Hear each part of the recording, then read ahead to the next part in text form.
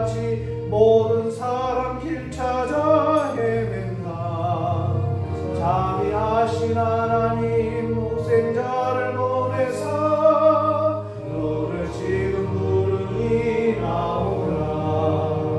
이때라 이때라 주의 긍휼 받을 때가 이때라. 지금 주께 나와 겸손하게 아뢰라. 구원함을 얻으리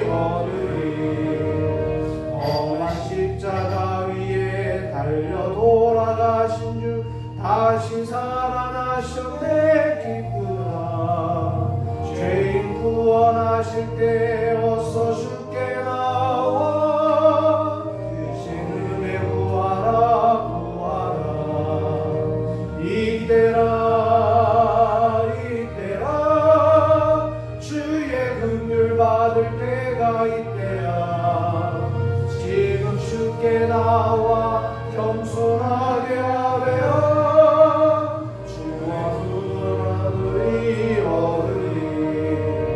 주의 귀한 말씀에 영원 생명 있나니 주님 너를 용서해 주신다. 주가 부르실 때에 이와 정성 다하여 주의 은혜 받으라 받으라. 이때라 이때라 주의 긍휼 받을 때가 이때라. 지금 주께 나와 겸손하게 아뢰라. 구원함을 얻으리 세월 빨리 흐르고 세상 친구 가는데 나의 영혼 오늘 밤 떠나도 주의 구원 받으면 천국에서 영원히 주와 함께 살리라 살리라. 이때라 이때라 주의 긍휼 받을 때가 이때라. 지금 주께 나와 겸손하게 아뢰라. 구원함을 얻으리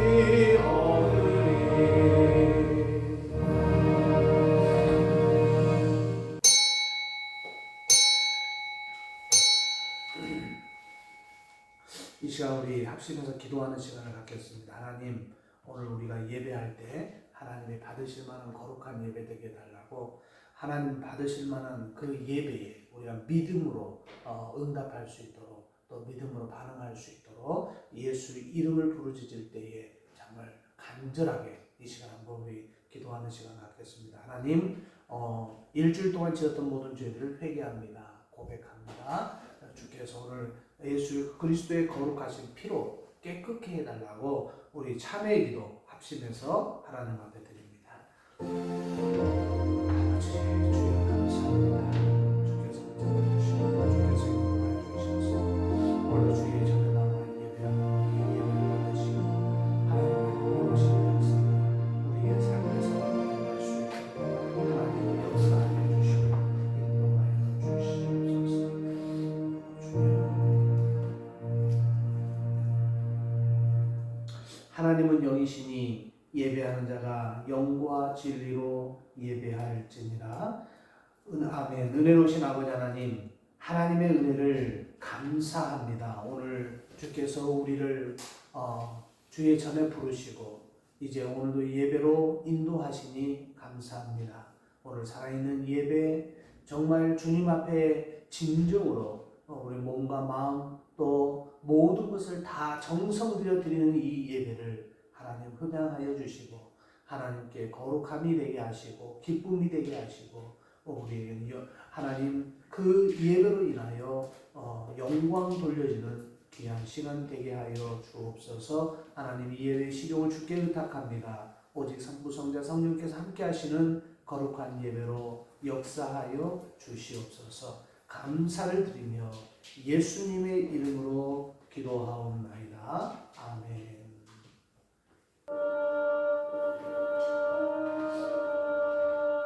이 천지가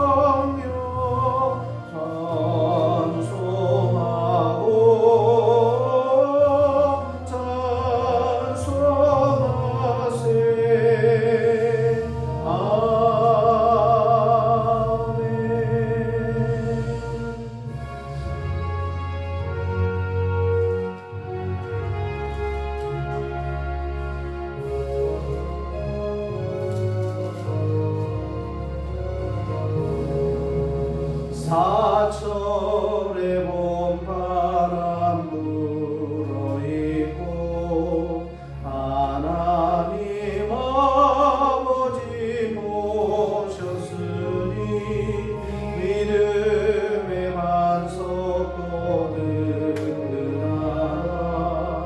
너희 즐거운 동산이라.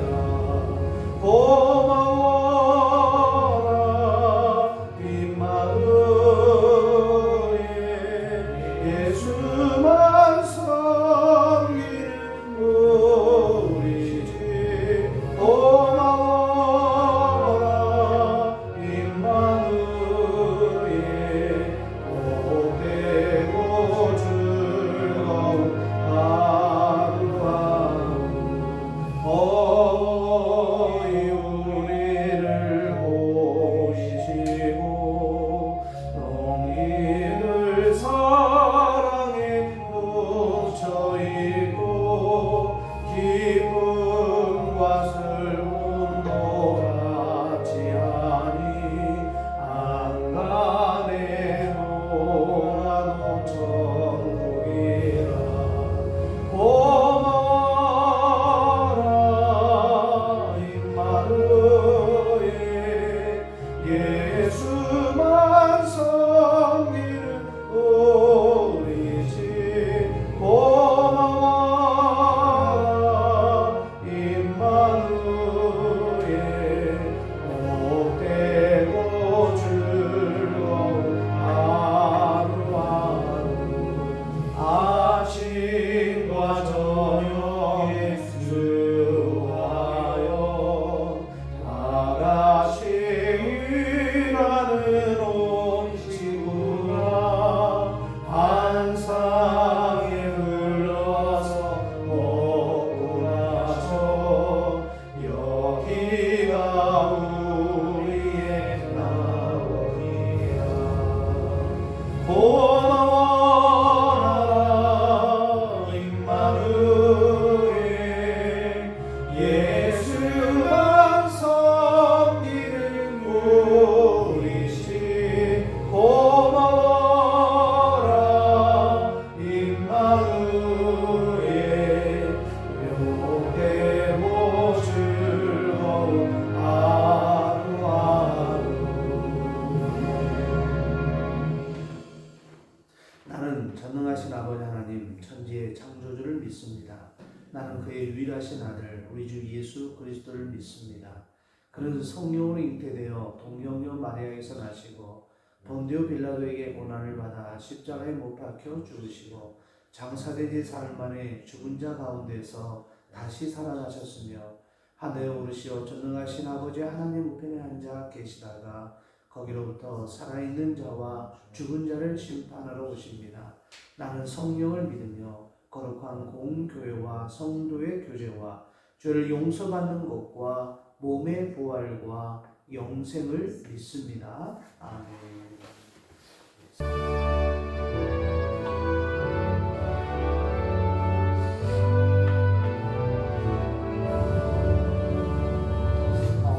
어머니의 넓은 사랑 귀하고도 귀하다. 그 사랑이 언제든지 나를 감싸줍니다. 내가 울 때 어머니는 주께 기도드리고 내가 기뻐 웃을 때에 찬송 부르십니다. 아침 저녁 읽으시며 어머니의 성경책 손대나무 구절마다 모습 본 듯합니다. 믿는 자는 누구든지 영생하는 너들이 들려주신 귀한 말씀 이제 힘이 됩니다.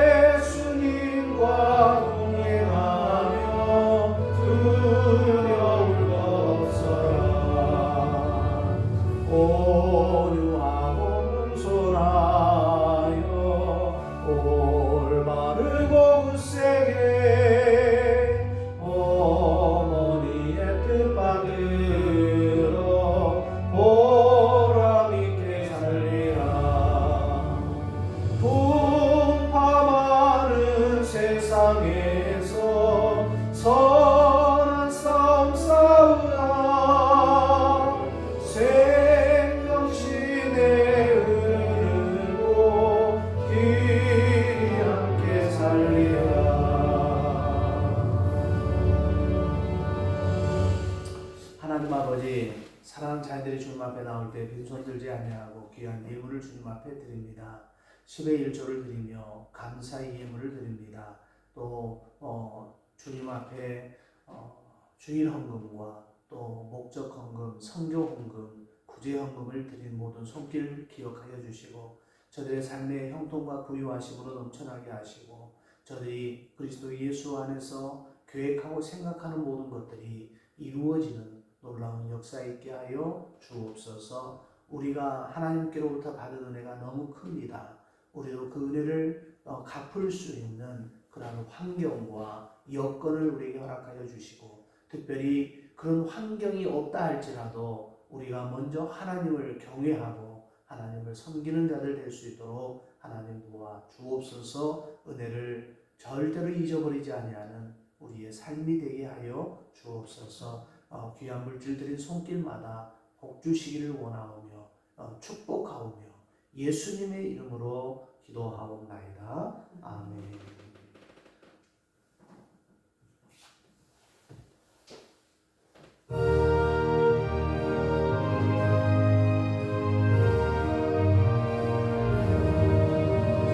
예수 사랑하심을 성경에서 배웠네. 우리들은 약하나 예수 권세만 도다.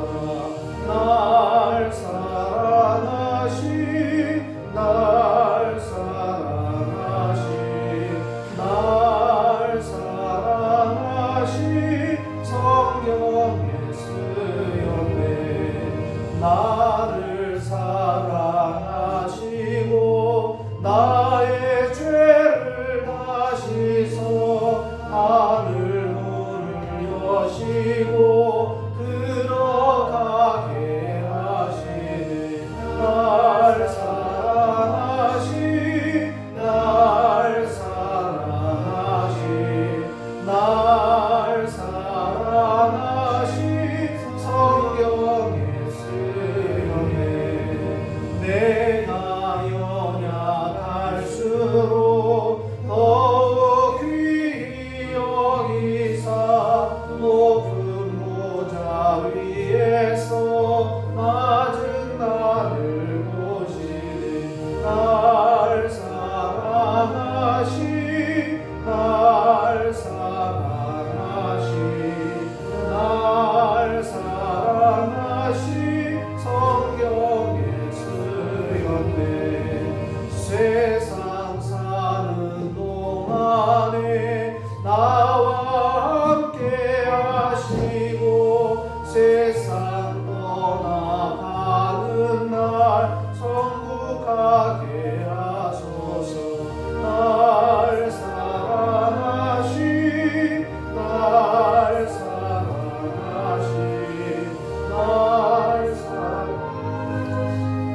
성경에 쓰였네. 아멘.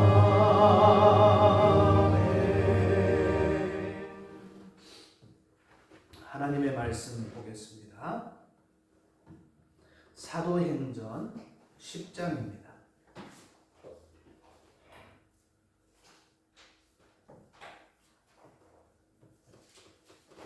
사도행전 10장 우리 24절에서 43절에 있는 말씀 함께 보겠습니다. 이튿날 가이사랴에 들어가니 고넬료가 그의 친척과 가까운 친구들을 모아 기다리더니 마침 베드로가 들어올 때에 고넬료가 맞아 발 앞에 엎드려 절하니 베드로가 일으켜 이르되 일어서라 나도 사람이라 하고 더불어 말하며 들어가 여러 사람이 모인 것을 보고 이르되 유대인으로서 이방인과 교제하며 가까이 하는 것이 위법인 줄은 너희도 알거니와 하나님께서 내게 지시하사 아무도 속되다 하거나 깨끗하지 않다 하지 말라 하시기로 구름을 사용하지 아니하고 하노라. 묻는 무슨 일로 나를 불렀느냐. 고넬료가 이르되 내가 나흘 전 이맘때까지 내 집에서 제9시 기도를 하는데 갑자기 한 사람이 빛난 옷을 입고 내 앞에 서서 말하되 고넬료야 하나님이 내 기도를 들으시고 내 구제를 기억하셨으니 사람을 요바에 보내어 베드로라 하는 시몬을 청하라. 그가 바닷가 무두잔이 시몬의 집에 유숙하느니라 하시기로 내가 곧 당신에게 사람을 보내었는데 오셨으니 잘하였나이다. 이제 우리는 주께서 당신에게 명하신 모든 것을 듣고자 하여 다 하나님 앞에 있나이다. 베드로가 입을 열어 말하되 내가 참으로 하나님은 사람의 외모를 보지 아니하시고 각 나라 중 하나님을 경외하며 의를 행하는 사람은 다 받으시는 줄 깨달았도다. 만유의 주 되신 예수 그리스도로 말미암아 화평의 복음을 전하사 이스라엘 자손들에게 보내신 말씀 곧 요한이 그 세례를 반포한 후에 갈릴리에서 시작하여 온 유대에 두루 전파된 그것을 너희도 알거니와 하나님이 나사렛 예수에게 성령과 능력을 기름 붓듯 하셨으며 그가 두루 다니시며 선한 일을 행하시고 마귀에게 눌린 모든 사람을 고치셨으니 이는 하나님이 함께 하셨습니다. 우리는 유대인의 땅과 예루살렘에서 그가 행하신 모든 일의 증인이라. 그를 그들이 나무에 달아 죽였으나 하나님이 사흘 만에 다시 살리사 나타내시되 모든 백성에게 하신 것이 아니요 오직 미리 택하신 증인 곧 죽은 자 가운데서 부활하신 후 그를 모시고 음식을 먹은 우리에게 하신 것이라. 우리에게 명하사 백성에게 전도하되 하나님이 살아있는 자와 죽은 자의 재판장으로 정하신 자가 곧 이 사람인 것을 증언하게 하셨고 그에 대하여 모든 선지자도 증언하되 그를 믿는 사람들이 다 그의 이름을 힘입어 죄사함을 받는다 하였느니라. 43절까지만 읽겠습니다. 오늘 이 사도행전 19장, 사도행전 10장 이 말씀 가지고 우리 19번째 시간으로 베드로가 예수님을 소개하는 사건에 대해서 말씀을 나누겠습니다. 오늘은 어버이 주일이지만 우리 교회력에 의하면 어버이 주일이지만 우리가 올해 지금 1월부터 시작해서 계속 사도행전 강해를 이어가기 때문에 절기와 상관없이 사도행전 강해를 계속 이어가겠습니다. 미국 CNN 채널의 유명 그 진행자였던 로라 킹이라는 사람이 있습니다. 로라 킹. 이 사람은 얼마나 유명한지 우리 시대 최고의 방송 인터뷰를 하는 사람입니다. 이 사람이 만난 사람들만 해도 벌써 4만 번에 이르는 무슨 유명 선수, 운동 선수, 정치인, 연예인 할 것 없이 교수 또 어떤 분야의 최고를 달리는 사람 할 것 없이 4만 번 이상 인터뷰를 했던 유명한 그런 사람이에요. 근데 어느 기자가 이 로라 킹에게 물었어요. 과거의 인물 중에 과거에 이미 지나가 버린 당신이 만날 수 없었던 과거의 인물 중에 당신이 인터뷰를 해보고 싶은 사람이 누구냐? 그리고 그 사람을 만나면 무엇을 물어보고 싶으냐? 이렇게 이제 기자가 물었어요. 그래서 로라 킹 방송인은 주저하지 아니하고 자기는 만약에 지나간 많은 사람들 중에 자기에게 인터뷰에 응할 수 있다고 한다면 예수 그리스도를 내가 한번 인터뷰해보고 싶다. 이렇게 발표를 했어요. 그리고 하는 이야기가 그분에게 물어보고 싶은 것이 딱 한 가지 있다. 정말 예수님 당신은 처녀에게서 태어나셨습니까? 이거를 물어보고 싶다라는 거예요. 왜 그러냐? 바로 이 사건을 예수님께서 그렇다. 내가 처녀에게서 낳았다. 동정녀 마리아에게서 낳았다라는 그 한마디를 들으면 그리스도의 답이 만약에 그렇다라고 한다면 저는 모든 것을 바꿀 수 있는 힘이 그곳에 있을 것이다. 이렇게 답변을 한 것입니다. 예수님을 만나서 대화를 나눠보고 싶어하는 사람은 로라 킹 사람 한 명뿐이 아닐 거예요. 저도 마찬가지입니다. 목사로서 어떤 성경을 읽다가 조금 난해한 구절이 있으면 예수님께 직접 물어보면 얼마나 좋을까 그런 생각을 해요.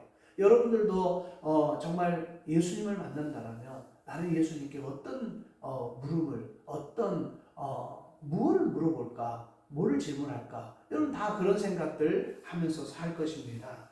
오늘 이 자리에 있는 우리들도 할 수만 있다면 예수님을 만나고 그분과 대화하는 거 얼마나 기쁜 일이에요. 그런데 아주 놀랍게도 이 예수님을 만났을 뿐만 아니라 그분과 가장 가까이에서 그것도 뭐 하루 또 한 번, 뭐 1시간 이렇게 인터뷰를 하는 것이 아니에요. 3년 동안 예수님의 일거수일투족을 지켜봤던 사람이 있습니다. 오늘 본문에 나오는 사람이에요. 바로 그가 베드로예요.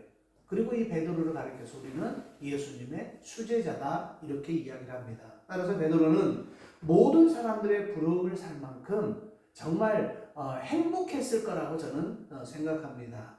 역사상 가장 큰 혜택을 받은 사람이라고 할 수 있을 거예요. 왜냐하면 예수님과 함께 자고 먹고 일하고 대화하고 뭐 그렇기 때문에 오늘 본문은 이 베드로가 지금 자신이 만난 예수님을 이방인 이 고넬로에게 그 가족들에게 소개하는 장면이 나옵니다. 그러니까 3년 동안 같이 정말 동거동락했던 베드로가 예수님에 대해서 야 내가 겪어봤더니 그분이 이렇더라 이렇게 이야기할 수 있는 것은 이건 정말 진리일 수 있다는 거, 참일 수 있다는 거죠. 왜냐하면 겪어보지 못하고는 말할 수 없는데 자기가 겪어보니까 예수님은 이렇더라. 오늘 저는 여러분에게 4가지 정도로 베드로가 고넬로에게 소개했던 그 예수를 똑같이 여러분에게 소개하기를 원해요. 자, 여러분은 이 베드로가 고넬로에게 소개했던 이 예수를 여러분이 그 마음속에 그리고 여러분의 신앙에 꼭 한번 담아 놓으시기를 부탁을 드립니다. 먼저 베드로는 고넬로에게 예수님에 대해서 어떻게 소개했냐면은 첫 번째 베드로는 그의 스승이었던 예수님을 만유의 주인으로 소개를 합니다. 만유의 주인.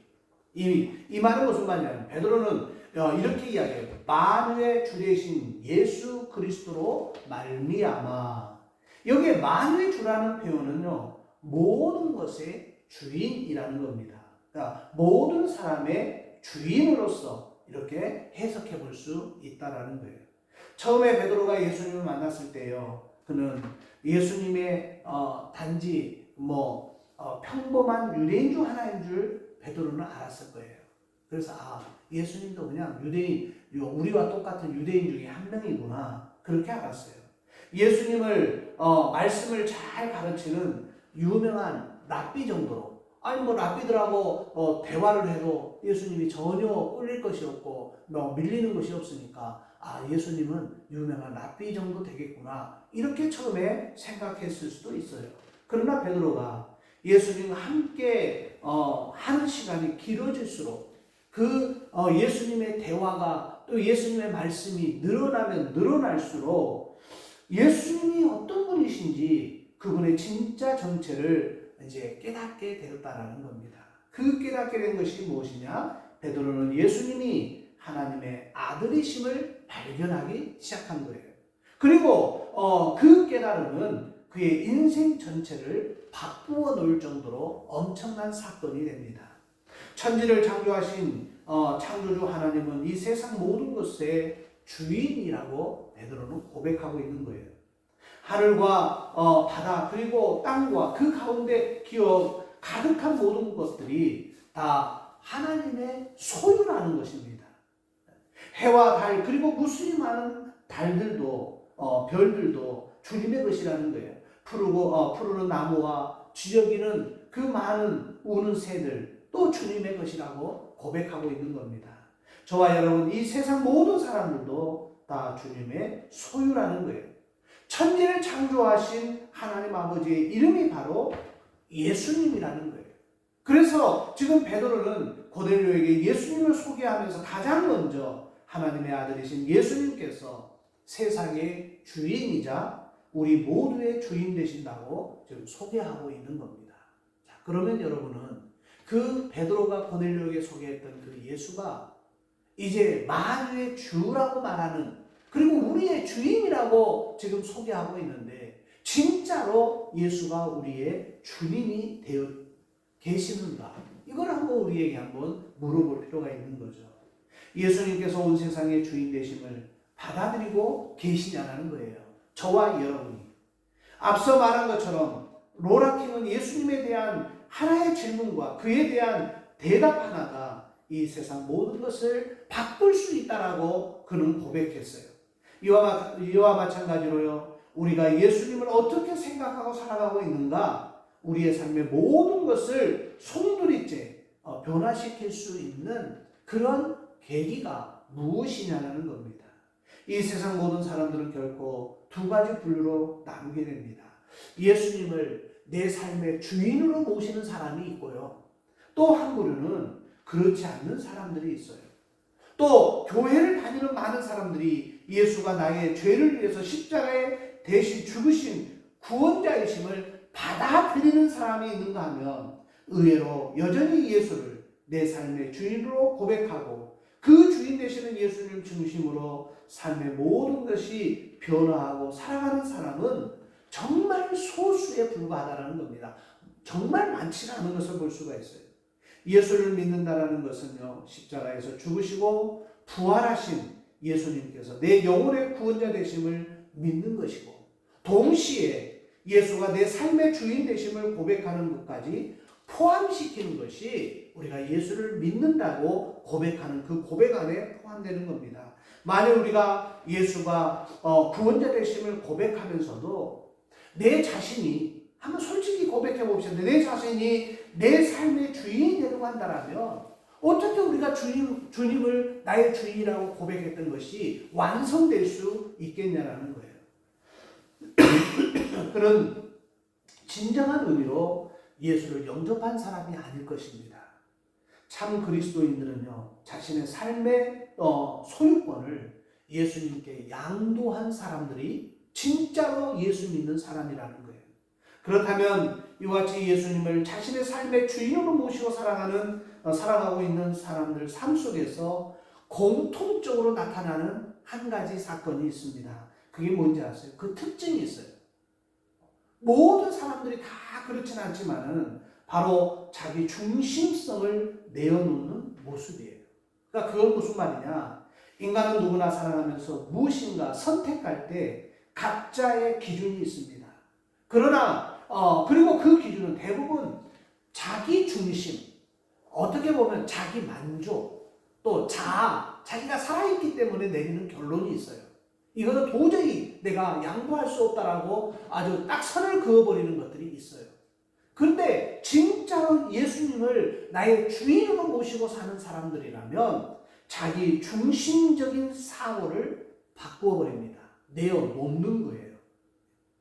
왜냐하면 삶의 주인은 바로 자기 자신이기 때문에 어떤 사람들은 끝까지 그것을 움켜쥐고 살아가려고 합니다. 내어놓지를 않아요.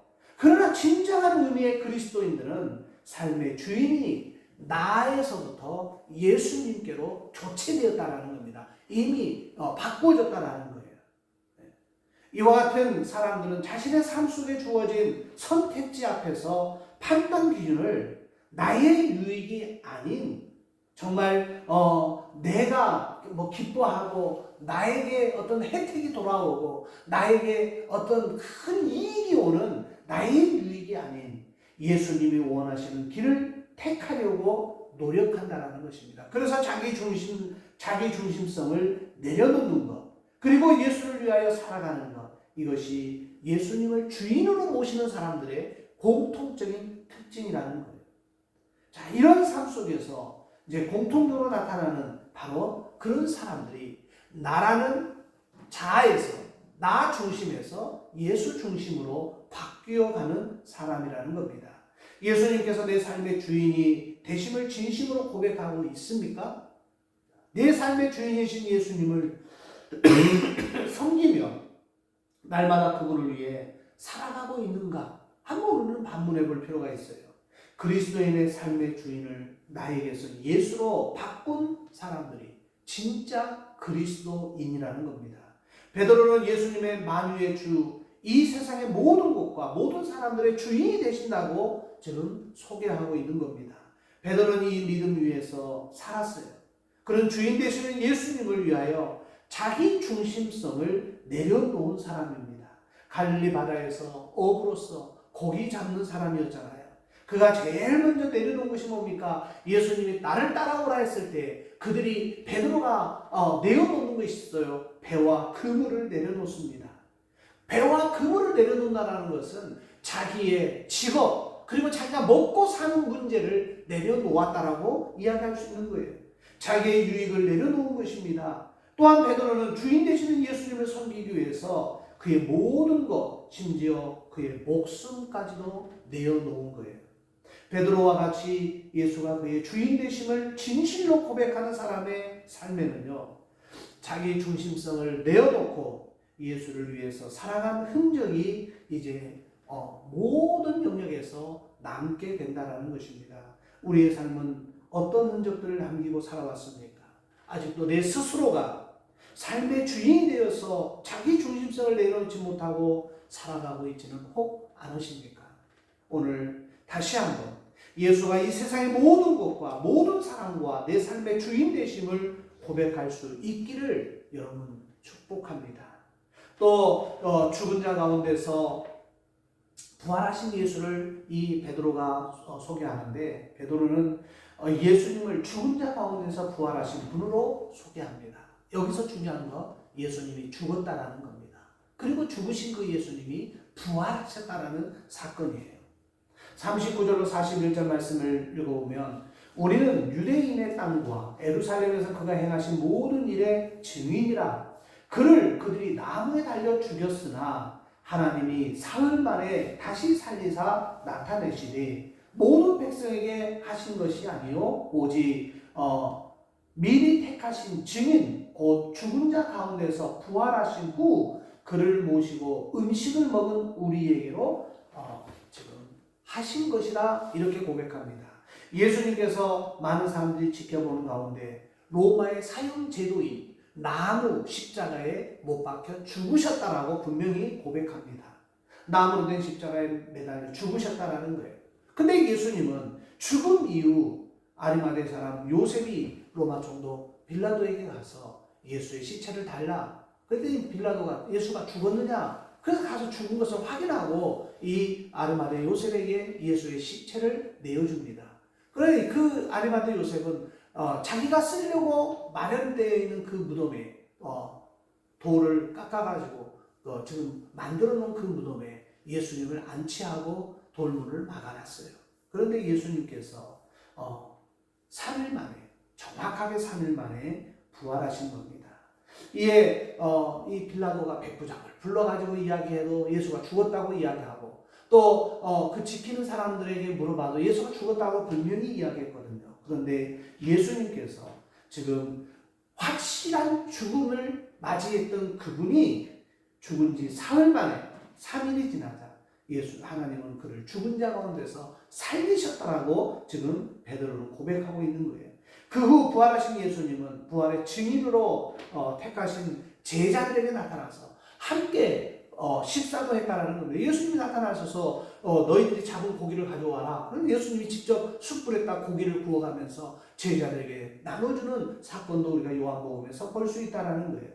베드로도 부활하신 예수님을 직접 만났어요. 41절 말씀에 보면 베드로는 예수님께서 부활하심을 확실히 증거하기 위하여 그의 제자들이 부활하신 예수님과 함께 식사를 했다라고 표현하고 있어요. 여러분, 죽은 사람과 어떻게 식사를 같이 할 수 있습니까? 식사는 살아있는 사람과 함께 할 수 있는 겁니다. 그러니 베드로는 자신이 십자가 사건 이후 예수님과 함께 식사한 사건을 예로 들어서 예수님이 부활했다는 것을 강력하게 증거하고 있는 겁니다. 지금도 길거리에 나가서 복음을 나누면서 이제 사람들에게 예수의 부활을 증거하면요, 사람들은 거의 10주8구 부활을 믿지 않습니다. 그런 말을 어떻게 믿느냐고 이야기합니다. 지금 21세기에 부활이라니요, 그런 허무맹랑한 이야기를 누가 믿습니까? 라고 반론을 제기해요. 어떻게 죽은 사람이 다시 살아날 수 있습니까? 라고 반문합니다. 이 질문에 대해서 우리 그리스도인들이 설명할 수 있는 것은 사실 아무것도 없어요. 부활은 과학적으로 증명할 수도 없고 아무 때나 다시 일으킬 수도 없는 기적이기 때문에 따라서 세상 사람들은요, 예수의 부활을 전하는 그리스도를 보면서 참 안타깝게 생각합니다. 그들은 허풍을 떤다라고 생각하고 있어요. 이러한 소롱은요 베드로의 시대에도 똑같이 이루어진 거예요. 베드로가 십자가에 달려 죽은 예수께서 다시 살으셨다라고 전파하고 있을 때에 사도들을 조롱하고 비웃은 사람들이 얼마나 많아요. 바울이 공회에서 예수님의 부활을 증거했을 때 그 공회에 모인 사람들도 그를 미쳤다라고 표현하고 있어요. 바울을 미쳤다고, 예수의 부활을 증거하는 바울을 미쳤다라고 표현합니다. 오늘 본문 즉 베드로의 이야기를 듣고 있는 이방인 백부장 고넬료는 예수가 누구인지 전혀 모르는 사람이에요. 그가 유대교를 믿었던 사람이고 하나님을 믿었던 사람이에요. 그러나 그는 예수를 믿지 못했던 사람이에요. 예수와 아무 상관이 없는 삶을 살았던 사람이에요. 그런데 그가 예수님을 부활하신 예수님을 이 고넬료를 만난 적도 없어요. 그럼에도 불구하고 고넬료와 그의 가족은 베드로가 전해준 예수의 부활의 소식을 듣고 뭐라고 표현합니까? 믿었다 이렇게 표현하고 있습니다. 참으로 신기하지 않습니까? 어떻게 예수를 전혀 모르는 이들이, 예수님과 관계없는 삶을 살았던 이들이 오로지 그냥 유대교에 들어가서 유대교의 유일신 하나님만 섬겼던 이 고넬료가 베드로가 한 번 전해준 부활의 사건을 통해서 이 부활의 신앙을 갖게 되었을까요? 부활하신 예수님을 자기 두 눈으로 직접 본 적도 없는데 복음을 듣고 믿었다라는 거예요. 그래서 믿음은 하나님의 선물이라는 것입니다. 하나님의 선물. 하나님의 영이신 성령께서 우리로 하여금 예수 그리스도의 부활을 믿도록 믿음을 선물로 주신 거예요. 내가 만약에 부활의 사건을 믿지 못한다라는 것은 하나님으로부터 믿음을 선물 받지 못했다라는 증거가 될 수 있다라는 거예요. 이 성령의 역사로 말미암아 지금도 예수께서 부활하셨음을 본 적이 없음에도 불구하고 예수님의 부활을 믿으면서 사람들이 정말 부활의 주님을 찬양하고 있지 않습니까? 그리스도인들은 눈에 보이는 것을 기준 삼아 믿고 살아가는 사람들이 절대로 아니라는 거예요. 우리는 하나님의 말씀을 믿는 믿음으로 살아가는 사람들입니다. 사랑하는 여러분, 여러분은 이 하나님의 부활을 믿음으로 고백하며 살아가고 있습니까? 오늘 성령께서 여기 있는 우리 모두에게 이 믿음을 허락하사 고넬료와 그의 가족처럼 예수의 부활을 믿는 믿음이 저와 여러분에게 정말 하나님의 선물인 믿음이 가득하여서 그 믿음에서 선물로 인해서 우리가 부활의 신앙을 갖게 되기를 주의 이름으로 부탁합니다. 또 이 베드로가 고넬료에게 전해줬던 소개했던 세 번째 예수는 누구냐? 바로 베드로는 예수님을 산자와 죽은 자의 재판장으로 소개했다라는 거예요.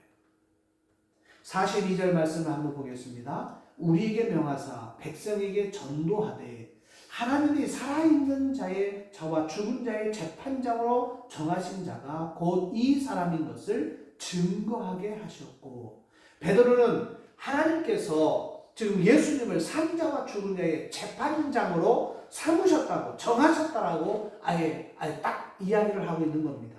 그러면서 하는 이야기가 우리가 매 주일 예배 때마다 암송하는 사도신경 여러분 아시죠? 사도신경에 이런 대목이 있습니다. 거기로부터 산자와 죽은 자를 심판하러 오시리라는 대목이 있어요. 그러니까 예수님이 어떤 분이냐? 산자와 죽은 자를 심판하러 오시는 분이 바로 예수님이라는 겁니다. 여기서 예수님께서 산자와 죽은 자를 심판하는 재판장이 되신다라고 지금 기록하고 있는 거예요. 성경은 세상의 역사가 무한정 이어지는 것이 아니라 끝이 있다고 우리에게 가르치고 있어요. 그 역사가 끝에서 일어나는 사건이 바로 예수님의 재림 사건이라는 겁니다. 이 세상에 다시 오시는 예수님은 그 종말의 때에 사람들을 선악간에 심판하십니다. 어떻게 심판하느냐? 예수님은 그분의 재림 때에 살아있는 사람만 심판하는 것이 아니에요. 이미 죽었던 사람들도 다 이제 일어나서 하나님 심판대 앞에 서는데 그 성경은 심판대를 뭐라고 말하냐? 백보자라고 표현하고 있어요. 백보자 심판대 앞에서 우리는 장차 최후의 심판대에 예수님께서 하얀색으로 된 보좌에 앉아 계시는 거예요. 그 보좌가 백보자라고 성경은 기록하고 있어요. 백보자에 앉아 계신 예수님은 모든 사람을 심판합니다. 이 세상에 정말 마지막 날 예수님께서는 세상을 재판하시는 모습을 요한계시록 20장에 11절로 15절에 자세히 기록되어 있어요. 제가 한번 11절부터 15절까지 한번 읽어드리겠습니다. 또 내가 크고 흰 보좌와 그 위에 앉으신 이를 보니 땅과 하늘이 그 앞에서 피하여 간 데 없더라. 또 내가 보니 죽은 자들이 큰 자나 작은 자나 그 보좌 앞에 서 있는데 책들이 펴 있고 또 그 다른 책이 펴졌으니 곧 생명책이라. 죽은 자들이 자기 행위를 따라 책들에 기록된 대로 심판을 받으니 바다가 그 가운데서 죽은 자들을 내주고 또 사망과 음부도 그 가운데에서 죽은 자들을 내주매 각 사람이 자기 행위대로 심판을 받고 사망과 음부도 불못에 던져지니 이것은 둘째 사망 곧 불못이라. 누구든지 생명책에 기록되지 못한 자는 불못에 던져지리라. 이렇게 이야기하고 있어요. 자, 어떤 이들은 삶의 무게와 그 심한 고통을 참지 못하고 극단적 선택을 하여서 스스로 목숨을 끊습니다. 그러나 성경은 인간이 스스로 목숨을 끊고 죽는다고 할지라도 최후 심판을 피할 수 없다라고 이야기하고 있다는 거예요. 그 분명히 최후의 심판을 가르치고 있습니다. 예수님께서 다시 오시는 재림의 날, 즉 마지막 때가 되면 의인뿐만 아니라 죄인들도 다 이제 부활해서 이 백보자 심판대 앞에 쓴다라는 거예요. 그리고 세상을 살았던 모든 사람들은 예수님의 백보자 앞에서 심판을 받게 됩니다. 이 최후 심판으로 말미암아 영원한 생명을 받고 천국에 들어갈 사람과 영원한 심판을 받고 지옥에 들어갈 사람들이 여기에서 딱 나누어지고 있다라는 거예요. 우리의 영원한 운명을 결정짓는 무시무시한 재판인 것이죠. 그거를 누가 하느냐? 바로 예수님이 하신다라는 거예요. 베드로는 하나님께서 예수님을 바로 이 최후 심판의 재판장으로 삼으셨다라고 지금 소개하고 있는 겁니다. 저를 믿는 사람들의 중요한 것은요. 지금 베드로는 하나님께서 예수를 바로 이 최후의 재판장으로 삼으셨는데 중요한 것은 저를 믿는 사람들의 죄를 예수님은 용서해 주시는 분으로 지금 성경은 이야기하고 있다는 것입니다. 그렇다면 우리가 예수님께서 재판장이 되시는 온 세상의 최후 심판 때 영원한 저주 아래 놓이지 않고 영원한 생명을 받아 천국에 이를 수 있는 방법이, 천국에 들어갈 수 있는 방법이 분명히 있다라는 거예요.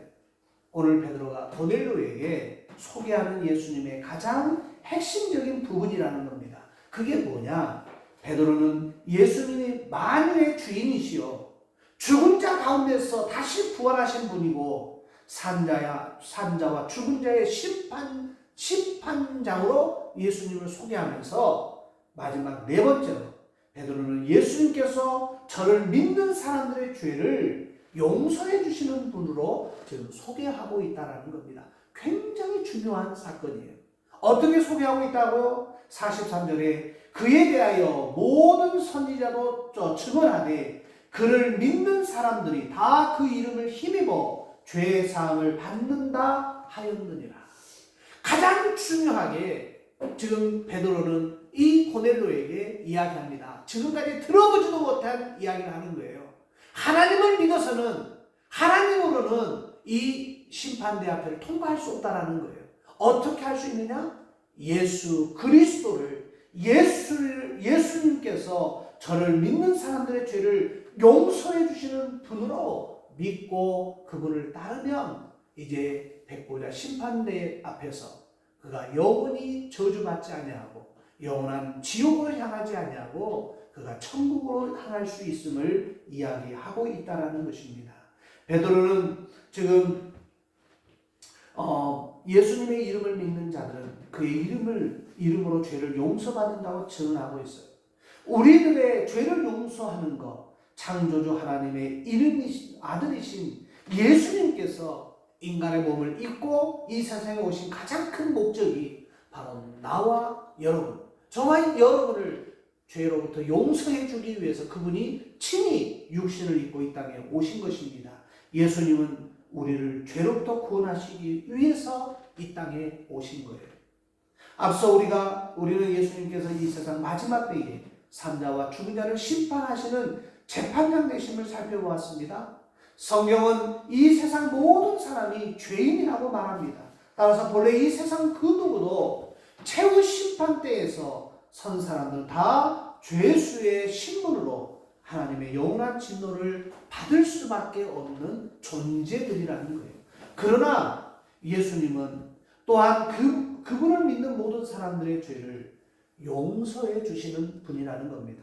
예수님을 믿는 성도들은 그들의 믿음으로 말미암아 최후 심판대에서 예수님께 의롭다함을 인정받고 하나님의 진노를 받지 않고 영원한 생명으로 이제 들어가게 되는 것입니다.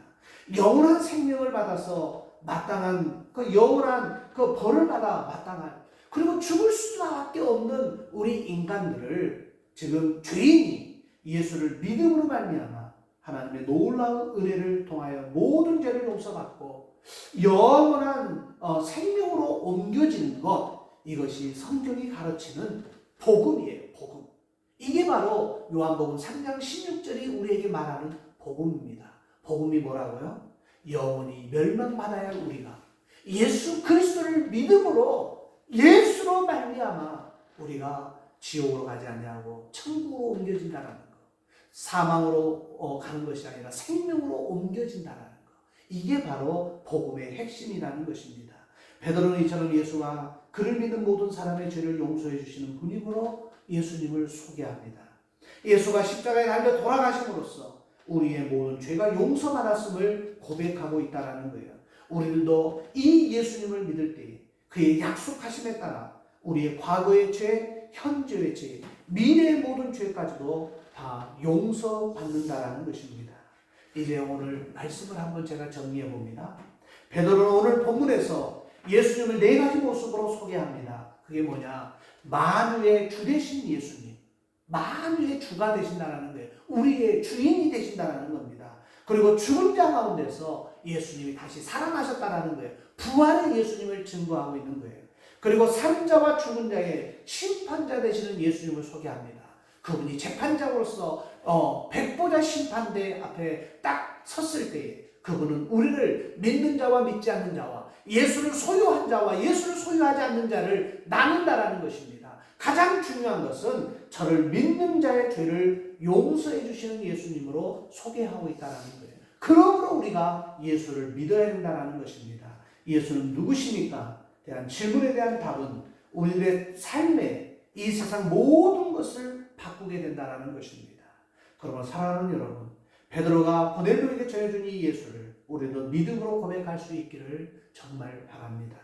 오늘 우리 모두가 예수를 믿음으로 말미암아 죄 사함 받고 영원한 생명에 이르는 구원받은 천국 백성이 되기를 저는 정말 간절히 소망하고 있습니다. 그러므로 오늘 이 네 가지를 고넬료에게 정말 소개했던 이 베드로의 이 네 가지 소개는 우리 신앙에 꼭 필요한, 그리고 우리에게 끝까지 지켜야 할 이 네 가지 꼭 기억하시기 바랍니다. 만유의 주 되신 예수, 죽은 자 가운데서 다시 살아나신 예수, 산자와 죽은 자의 심판자 예수, 저를 믿는 자의 죄를 용서해 주시는 예수 꼭 기억하시고 믿음으로 승리하셔서 주님으로부터 앞에 섰을 때 백보자 심판대에서 우리가 늘 주님으로부터 칭찬 듣고 또 인정받아서 생명으로 천국으로 옮겨지는 우리의 삶이 되시기를 주의 이름으로 부탁합니다.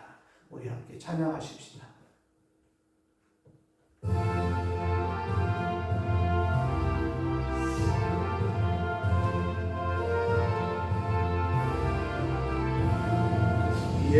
예수님은 누구신가? 우는 자의 위로와 없는 자의 풍성이며 천한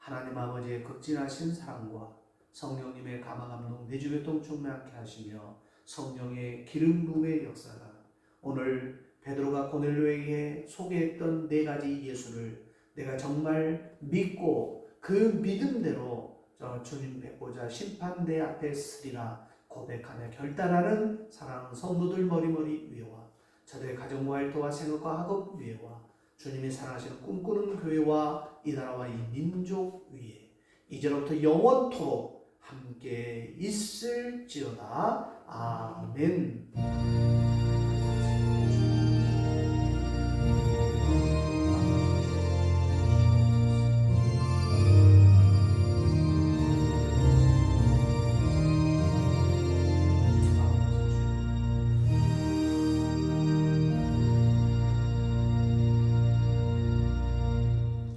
예배를 마치겠습니다.